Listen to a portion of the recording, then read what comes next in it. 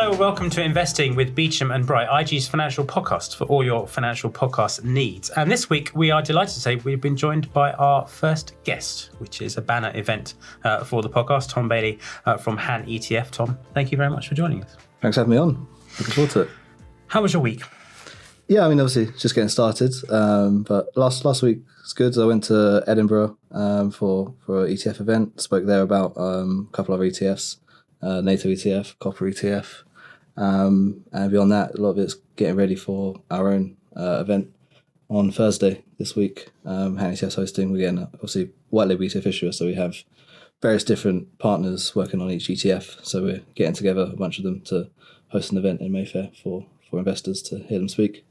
And Aaron, how's your week been? How is the arm? The arms are much better. I'm starting physio tomorrow, so I should have full movement back no time, and I'm back to driving. So yeah, you're not wearing the sling. The sling is a thing of the past now. Oh, do you not keep it on, sort of get sympathy on the tube? It's buried in my bag, and I thought, I could whip it out if I'm desperate for a seat on the tube. But my ethical compass says no, so it's in the bag just for emergencies in case I injure it again, I guess. Fantastic. So we should do our Explained in 30 Seconds. Yes, this was obviously a big week with what's been going on in China. The best week for Chinese markets? 2008, I believe. Yes. Yeah. Some crazy moves, really. Chris, would you care to explain in 30 seconds why that happened? Yeah, we're China stimulus over the past week, and it's not quite the big bazooka they were talking about. We thought might happen, but certainly a number of measures designed to stimulate the economy, essentially. Looking at allowing banks to lend more. Also, this thing about mortgages and making them more easily remortgageable. A lot of pressure being put on banks to allow that to happen in order to give Chinese consumers a lot more money to spend. And this is important for the global economy, I think, because it means that the other big engine is returning to growth. If you like, the last 2 years has seen China's story ebb and flow, mostly ebb, to be honest with you, as growth starts to weaken. And there's a worry that it could be heading firmly to recession. That looks now to have been averted, should we say. I think markets have been so enthusiastic because you've had the Fed cutting by 50 basis points and stimulating there, or essentially being looser in terms of monetary policy. And suddenly you have the other important thing, which is the Chinese economy maybe beginning to move a lot more strongly. I think that's really interesting for a whole host of markets, obviously Chinese indices, an absolutely crazy week for them, but also commodity prices. I think that's perhaps leads us on nicely to Tom's place in the podcast for the week. Yeah, absolutely. So, Tom, if I'm not mistaken, Head of Research is the title. Correct. So what does your role at Han entail exactly? Well, quite varied. A large part is kind of writing content, keeping on top of the various different themes or asset classes for the ETFs we do. Part of that's kind of generated in-house by me and other members at HANetf, but also liaising with, say, our fund partners. So on, say, our uranium ETF we do with Sprott. They're world experts on uranium, so it's making sure that that kind of flow of research information is coming from them to keep us updated on the uranium market and similar with our other fund partners or other ETFs. And then as well as that, kind of speaking at events, explaining the story behind our ETFs and what the investment case is and where we are. And then a lot of it is also kind of speaking to the press and kind of making sure they're all up to date and aware of the kind of developments in our ETFs. No, it's really interesting, and Han is a very interesting company. I came across them when I started at IG, and I think it really offers investors a chance to get to some really niche areas, which maybe you wouldn't traditionally look at as a multi-asset investor. I had a meeting with John from Sprott, and that's a really interesting one, uranium mining ETF, that kind of thing. Yeah, exactly. I mean, a lot of these ETFs kind of, you'll see them, they might originate in the US, and then it's a question of bringing them over to Europe, right? Because European-based investors can't buy kind of a New York Stock Exchange listed ETF. And so you'll have people like Sprott who have successful ETFs in the US, and then you'll probably, being a platform yourself, you'll get people see an ETF that's, say, in the news because it's in the US, asking, how can I buy this? And you can't buy it, it's not UCITS. And so large part of what HANetf does is obviously offer companies like Sprott the ability to bring those products to the European market and list them on the London Stock Exchange or Xetra in Germany or Borsa Italiana. So we get some of those kind of very cutting edge kind of new themes. So with HANetf, we're not trying to recreate ETFs that track the S&P 500, right? That's done. You're not going to compete with the big ones on getting flows in, right? Because they're going to be able to economies of scale, they're going to charge less for an S&P 500 tracking ETF. You're never going to kind of break into that. But there is lots of different kind of niche areas and new areas of the market. And you're seeing more and more kind of the ETF wrapper itself be kind of explored for new ways you can provide exposures, right? So you might have seen like with Apollo and State Street, it's nothing to do with us, talking about having a private credit ETF. And so you're seeing that ETF wrapper evolve and offer kind of access to different areas of the market which weren't available before. Very nice. Chris, you done any dabbling with thematic ETFs? Not really ETFs, no. How long have they been around, I think? So early 90s. The first ETF was listed on, I think, the Toronto Stock Exchange. I don't think it lasted too long. The oldest ETF in existence is SPY, the S&P 500 tracking one. I think that's 1991. And in the early 2000s, they're first launched in Europe. So actually, our chief operating officer, Manoj Mistry, was involved in the launch of those first ETFs, obviously predating HANetf. So you saw kind of that launch in the 90s in the US, but Europe kind of starts in the 2000s. But you see the assets in Europe start to kind of pick up very strongly since then. What's the demand like among investors for them? It's figures off the top of my head. In Europe, it's kind of seen a CAGR of around 20% over the last decade in terms of AUM. So it's definitely kind of going in that direction. The US obviously still, in the US, you've had ETFs essentially become the dominant fund wrapper, right? And you have and you have We're IFAs still stuck on that, advisor platform, mutual fund, that stuff. But those advisors in the US now, the default option is they'll stick you in a model portfolio full of ETFs, and that's not kind of come here yet. So you see obviously much more adoption in the US, but it's clearly growing in Europe, and that's kind of what HANetf is trying to facilitate. And I guess for our listeners, what would you say is the main benefit of using an ETF to construct a portfolio over a selection of mutual funds? Yeah, so it depends. A starting point obviously is what you want, right? So if you want, active ETFs are getting bigger, right? And you'll see more, but obviously some of those world famous or UK famous active managers aren't using ETF wrapper yet. But if you kind of, the starting point just in terms of because we assume with ETFs, right? ETFs aren't just wrappers.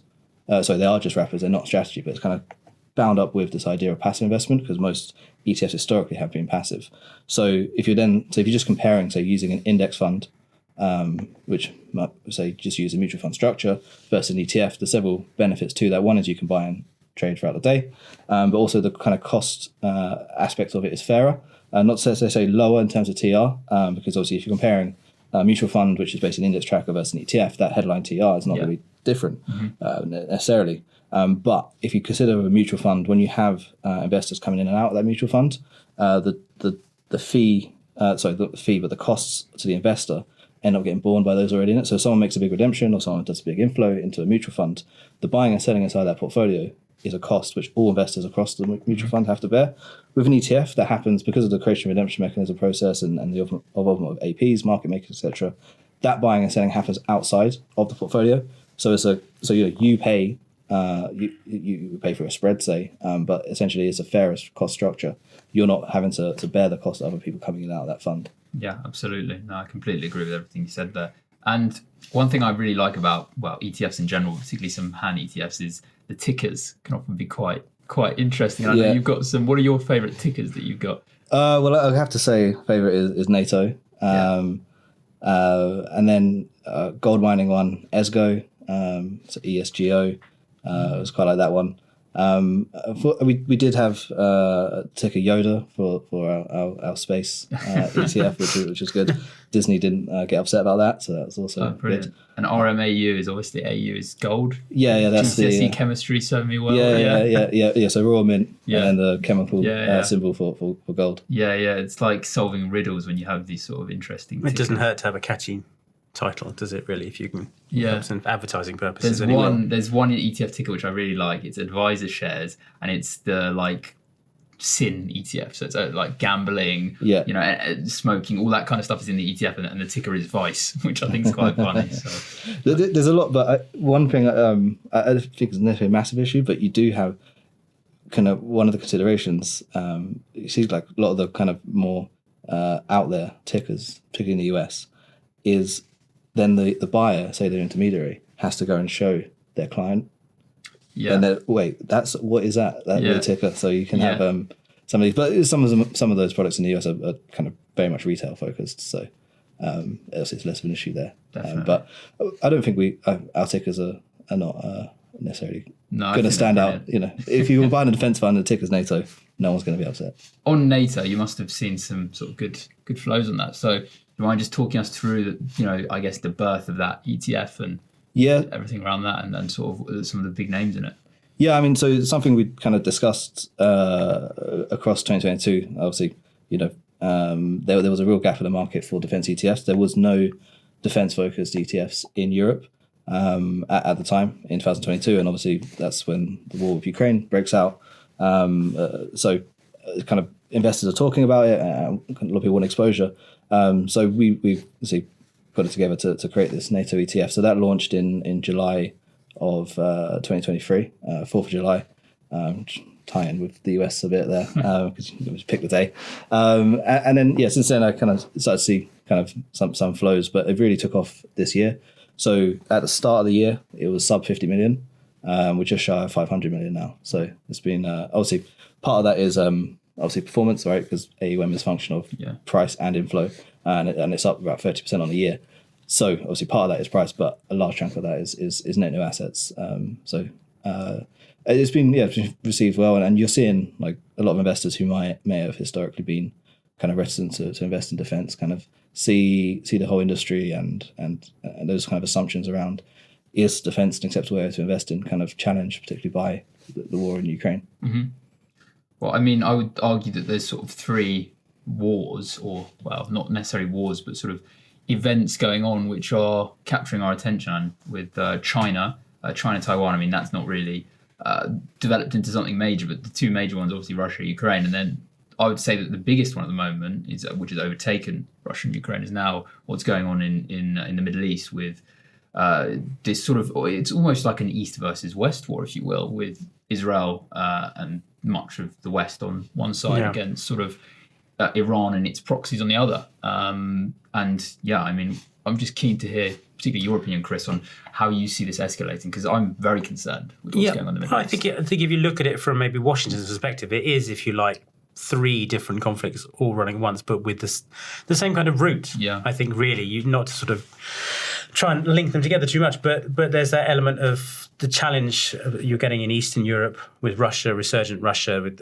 looking to flex its muscles now, provides one challenge to US power, and it's balancing that against what you have, arguably the main focus, if you like, is going to be against China, because this US-China rivalry has been going on for, 2 decades now. China's astonishing rise has meant that they've supplanted Russia as the chief adversary of the US. And it's kind of, after 1990, it was, what does the US do? Mm-hmm. What is the world's only great power left? You've had the war on terror. You've had that era of Western states, if you like, flexing their muscles in the developing world. And now we're going back very much to more of a, if you like, a sort of pre-1990 world where you have two power blocks. You've got the closer links with Russia and China. Arguably, obviously, Russia's probably the junior partner in that. I don't think that will go down very well in Moscow, but it's probably, if you look at it the way it's happening, you've got China bankrolling essentially a lot of this, or helping them to support the war. And it's all fundamentally being joined together. And then you've got the element of Israel and the Middle East, which you might argue is almost more of a challenge for the other side, if you could put it that way, because it provides a distraction. Iran has been helping Russia, but it fundamentally it's the area where the US's opponents perhaps are weakest, if you like. But it's certainly geopolitics and defence spending is back in a way that it hasn't been in everyone's minds for at least 30 years. Well, I'm sorry, you were going to say. No, I was going to say, I mean, on the spend aspect. So between 2022 and last year, global defence spending increased 6.8%. That's the steepest rise since 2009. But on the point, the kind of East versus West, I think it's kind of useful to kind of view the framework as this kind of transition era in geopolitics, right? So obviously you mentioned, so pre-1991, and the world's divided between two power blocks, and is relatively stable in the sense that civil wars started in certain regions between pro-communist or anti-communist forces, obviously with backing of the two superpowers. But there was a relative stability, at least from after the 1950s. Yeah. It's also called the window of vulnerability in the Cold War. A relative stability kind of around the parameters, and then obviously had around kind of a few flare-ups here and there. Obviously, Cuban Missile Crisis, but it had this kind of broad stability. Then you have the end of the Cold War, and that's the kind of unipolar moment for US power. Like there's no global military power that's able to challenge it. And then kind of from around, probably you could date it to like the mid 2010s, it is when that world starts to kind of go away, and we're in kind of a new transition period. So, China and Russia, as you mentioned, when Xi Jinping and Putin met, they spoke about the world seeing changes not seen for 100 years. And that's obviously a response to kind of an indication of the idea that the global order is being challenged. And obviously the US is the leader of that global order, but they have their allies around the world who have an interest in maintaining that post-World War II global order, which the US has underpinned, such as free shipping and not allowing for the territorial acquisition through conquest, etc. And that is now being challenged by this kind of loose alliance. It's not a direct. What I would say to that is Iran, though, have almost been acting in the shadows for such a long time, but almost, without us all realising, or with us not, the West, when I say us, I mean Western powers, without the West realising to the extent with, building up Hezbollah on the Israeli border, the Houthis, another one, which have caused huge problems with maritime trade for all sorts of vessels going up the Red Sea and through the Suez Canal. And that they've been sort of doing this really since, I'd argue, a few years post the Iranian 79 revolution, slowly trying to build up this power so that they can stake a claim for regional hegemony, and then, I guess, see where they can go further from that. Obviously, we've seen them struggle, post October the 7th with the Hamas attacks. We've seen them struggle with recent Israeli strikes on Hezbollah, obviously taking out the leader, Hassan Nasrallah, over the weekend. And it's just going to be interesting to see how this escalates. One would expect Iran to escalate this and probably strike back, but there's also a question, are they going to try and look for something more sophisticated? They're going to, obviously, they've been allegedly trying for nuclear weapons for a long time. Is that going to sort of, fast track their research and approach to developing nuclear weapons, which would really put the world in a very sticky situation if they start using those as a threat, and if they are crazy enough to use them? Yeah, no, it does. Well, there's definitely the last week has completely provided assumptions about the kind of strategic balance of power in the Middle East, right? Because you had before a lot of analysts talking about the kind of strategic vulnerability of Israel, given that obviously in the north is Hezbollah, supposedly the best Arab army in the world, right? Even though it's not part of a proper state, and in the same time, obviously in Syria, there's a lot of Iranian responses, Shia militias. And then obviously, likewise with the kind of unrest in the West Bank, and this kind of sense of Israel kind of 7 being fronts, and then one of the more kind of ominous fronts for Israel, i.e. the border with Lebanon, is completely shifted in terms of sentiment around it. Obviously, who knows what happens next, but Hezbollah as an organisation is obviously on the back foot, so to speak. Yeah. Where do you see this going in terms of the future, if you like, in terms of what the popularity of the ETF and the demand for it, with Trump potentially winning again? We know how much pressure he put on Europe the last time around to increase defence spending, how that plays out for the ETF and for the broader defence industry. Yeah, I mean, so a lot of kind of our research on that ETF is focused on the Europe story, right? Because I think obviously you have these various conflicts around the world and various flashpoints, which obviously all kind of feed into this global rearmament story, this 6.8% increase in spending we saw last year. But Europe is kind of, in terms of all those countries which adopted this kind of more relaxed attitude towards geopolitics and this kind of end of history worldview, Europe was the biggest embracer of Francis Fukuyama, right? So you saw the military budgets completely slashed. If you look at like inventories for tanks in Europe from 92 up to 2022, they're down by something like 77%. So Europe was kind of had put itself in this much more vulnerable position, has a big kind of road ahead to actually build up having a kind of military strength it now recognises it needs. So a lot of focus is on Europe, and if you look at those figures for the global military spend increases for 2022 to 2023, Central Europe, the way CIPRI provides the data, divides it, Central and Western Europe increase their military spend by 10%, right? So more than the global average. And at the same time, if you look at, say, NATO members, excluding the US, obviously because NATO members, particularly European NATO members, is kind of notoriously underspent on military. They didn't hit this 2% of GDP target. If you look kind of now, 23 of the 32, because 32 members of NATO now since Finland and Sweden joined, 23 of those members should hit the 2% target or exceed it this year. And then if you take out the US, then collectively NATO members ex-US should increase their military spending by 18% this year compared to the year prior. So you're definitely seeing that increase. But as you mentioned, with the kind of prospect of a Trump election, it kind of, whoever wins the election, I think, has the prospect of a more isolationist US is not going to go away. No. Right. So even if Kamala Harris wins and maintains all the kind of historic commitments to European defense, European leaders are kind of recognize that this is a risk, and whoever runs in 2028 or 2032, this is not something they can just ignore. And the kind of MAGA isolationist wing of the Republican Party is not going to go away. So even if Trump loses and doesn't run again, who they kind of throw up next is out there. So Europe is going to continue on that spending pattern, but regardless if Trump wins or not, obviously, kind of worst case scenario with a Trump victory in terms of European security is kind of the suggestion from people like John Bolton that he might want to pull out of NATO. I'm not sure how much that prospect of that, but even just the prospect of it is enough to kind of make Europe much more serious about their defence. And then do we think there's more growth in terms of defence spending coming from Asia? Because that's the other big story for Japan. Japan, the one we weren't allowed to spend. Changed their constitution, I believe, to actually reorientate how their armed forces operate. 2022, 2023, China's military spending increased about 6%. Japan and Taiwan respectively increased at 11%. So you definitely can see kind of somewhat of a regional arms race in the Indo-Pacific region or South China Sea region.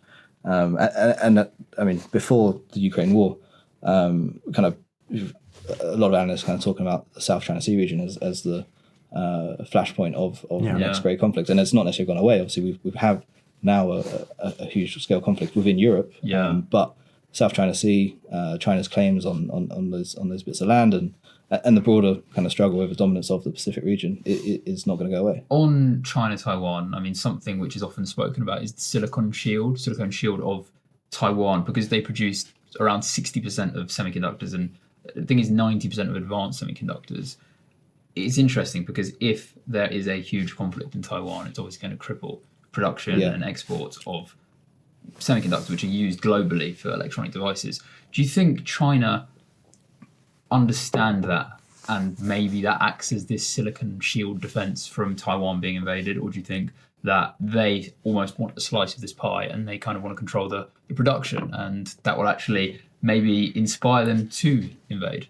I think the kind of former part of your question is definitely that there is an incentive against an invasion in terms of disruption, massive disruption, disastrous outcome for the global economy.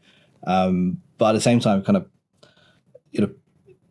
to use the old Maoist phrase, like it's politics in command. And so, China repeatedly talks about the desire to reunify. And when they talk about the rejuvenation of the Chinese nation, this means reunification with Taiwan. The additional province. When they do it, obviously, it is an open question. And how they do it, because, an invasion might not be the obvious option. It might instead be, a blockade of Taiwan until they relinquish. But obviously, that has disastrous consequences on Taiwanese exports. And I think if they did do some kind of blockade, it's likely America, South Korea, maybe NATO. Start sending ships to the region. Well, when Japan has already signaled that they would view loss of sovereignty to Taiwan as a major security threat for them. So you have Japan, and they have a pretty advanced navy as well. So it's not. It's not nothing. But obviously, it kind of sits there as this kind of perennial risk and expectation that one day Beijing will make a move, but it's very absolutely. We're sitting in a podcast studio. I think the only people who really know whether they're going to escalate the conflicts are those leaders sitting around the tables, which is kind of scary simultaneously. Yeah, it certainly is. I've had clients tell me that, China, Taiwan, that's inevitable, that's coming with the next. But I think what we've seen since Russia-Ukraine is actually invasion is much harder to do. If you look at the predictions for what Russia would do in Ukraine, it'd be over in weeks, and that was the Moscow assumption. So I think in March 2022, they were like a week from Kiev or something. I think the way the US was looking at it was they wouldn't last long enough to support. So that's been proven wrong. And I think it's helped Taiwan's cause is to send a message to China that this would be a lot more difficult than you think. And it's certainly sort of raised the bar, if you like, and actually that kind of movement, we can only hope, I suppose. Yeah, well, I also noticed on the China-Taiwan point, China launched I think it was an ICBM, tested one last week the first time, which they called a routine and normal test. But this is the first time that they've tested one in international waters in 30 years. So that doesn't sit well with many people, I don't think, that they're testing dummy intercontinental ballistic missiles out of the blue. No, and it's this is, I think, kind of when we talk about a world of greater geopolitical instability, like it's easy to kind of think of it in terms of these big events, like say an invasion or blockade of Taiwan. But it's a constant news flow of kind of news items and events like this, which are isolated at a small scale, but kind of it makes you realise that this is not the kind of geopolitical world we were in a decade or a bit more ago. No, we're not all living in perfect harmony, sadly. And I guess from my point of view, let's say we have an investor or a client listening to this, or a potential client listening, and they don't necessarily agree with investing in your BAE Systems, your maybe Rolls-Royce, or all these companies which are in the defence NATO ETF.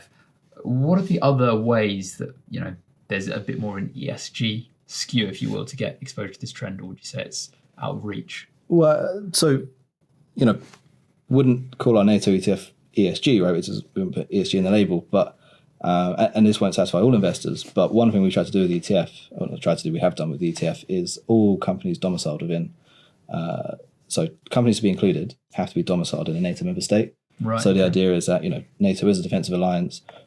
This ETF won't be a tool which would give you exposure to kind of hostile or irresponsible geopolitical actors. So those companies have to be domiciled within NATO, which is if you consider ESG. So ESG is the incorporation of non-financial metrics for risk, right? That's so whether you look at then obviously supply chain management or CO2 emissions per output, whatever you're doing there. Now that has some validity, you can apply it to defense stocks, right? But in our view, when you're kind of talking about geopolitics, what is the biggest non-financial risk of a company? Well, it might be a supplier or based in a country which is hostile to the one you're sitting in, or maybe kind of deemed so in the future. But obviously that's not going. Some investors obviously are against defense entirely. But there has been a rethink. You've seen lots of the sort of kind of Pension Denmark has kind of come out and announced that they invested in some naval ships. You saw SEB in Sweden loosen up some of the ESG requirements, so no longer excluding defense stocks. So a lot of people who did have kind of this idea of a blanket ban or exclusion of defense companies have kind of rethought that. But I'd say not all investors will be convinced necessarily. Interesting stuff. Any other ETFs you think in your range relate well to this, I guess, this trend? Yeah, I'd say two. First would be our copper mining ETF. So if you consider that around 9% of global copper demand is for military defense purposes, there's a lot of copper in these artillery shells, which are being produced at a higher rate. Derived demand, right? Yeah. So and then obviously you have these other demand drivers for copper. So the short-term ones, such as improved outlook for China, but at the same time, the energy transition, it's going to obviously require much more copper. You have 2.5 times more copper in an EV than a conventional vehicle. At the same time, you talk about kind of renewable energy, connecting the kind of solar fields, because with traditional energy, obviously you create a coal burning or oil burning power plant near where it's needed, right? But you don't have that luxury with renewables, so they're out in far-flung places. So somewhere in Wyoming, we'll have a wind farm, which is obviously connecting that to actually where the industry and people are. So that all requires more copper. So kind of you see there's various drivers of copper demand, but the military growth is a key one. So we have an acronym that we use, GAIN. So geopolitics, that's our defense demand. AI, because basically AI requires a lot of energy. These data centers are increasingly putting strains, and that requires grid expansions, upgrades. Then industrial policy, and it feeds into the geopolitics. But this is stuff like the CHIPS Act, the Inflation Reduction Act, which are basically an expression of the increased industrial anxiety that a lot of the NATO G7 countries are having around their industrial base, having declined over the last few decades. And you're seeing this industrial policy to try and basically do reshoring, onshoring, friendshoring, all these different frameworks. But this obviously puts demand on copper, and at the same time net zero, which I explained with the increased need for copper for these new net zero technologies. So that's kind of how we view the kind of copper story is feeding into the defense story. It's very interesting your point on sort of AI. So I think I noticed in your NATO ETF, there's Palantir is one of the big names. So yeah, it's I guess, when you think defense, you probably think BAE Systems, Rolls-Royce, Northrop Grumman, those sort of companies. Yeah. But you now have Palantir, which is a kind of like a tech data company, which is a huge player in the field. Yeah. And I guess shows the changing nature of warfare to an extent.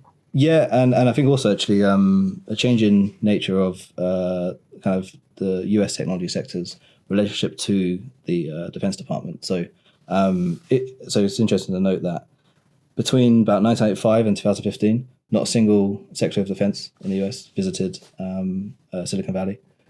So obviously at the same time as the US is obviously seeing this explosion of technological capabilities in the private sector, the relationship between that and its kind of integration into military purposes was not really happening. And then you saw Ashton Carter in the Obama administration try and turn this around.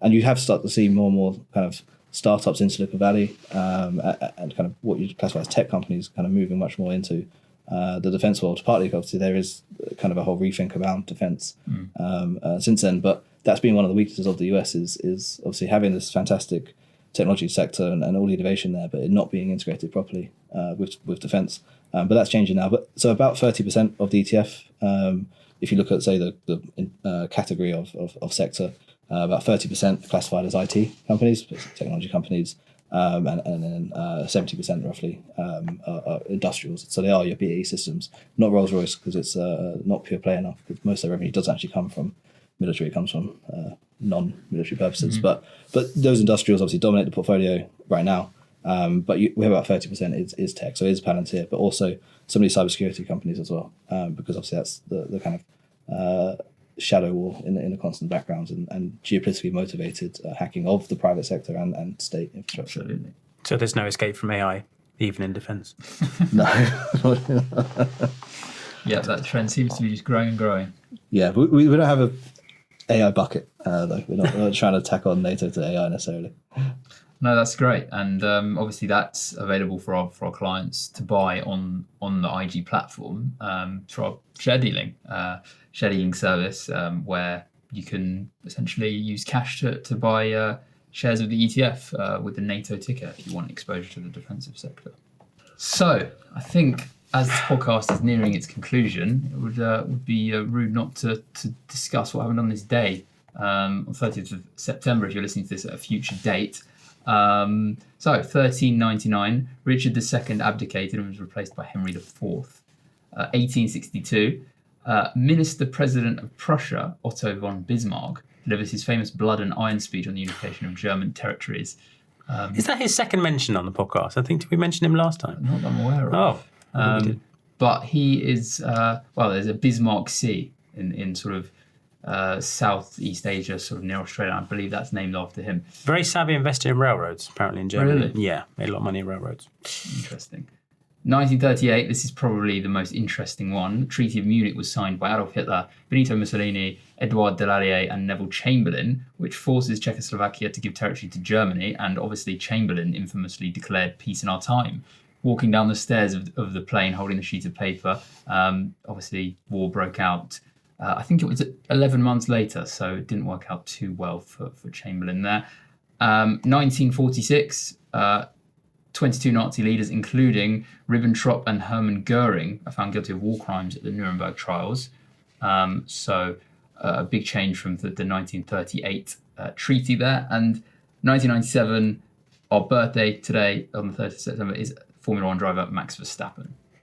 Thank you for that. I think one slightly more business focus, just 1968, first flight of the first appearance of the Boeing 747. So a slight link to defence, maybe a bit tenuous, sorry about that. But yeah, try and get that one in. I think British Airways retired all theirs a few years back. Yes, they've all gone now. Yeah, so that's it's a shame. It's a lovely aircraft. It's an end of an era for that one, really, but one that revolutionised travel.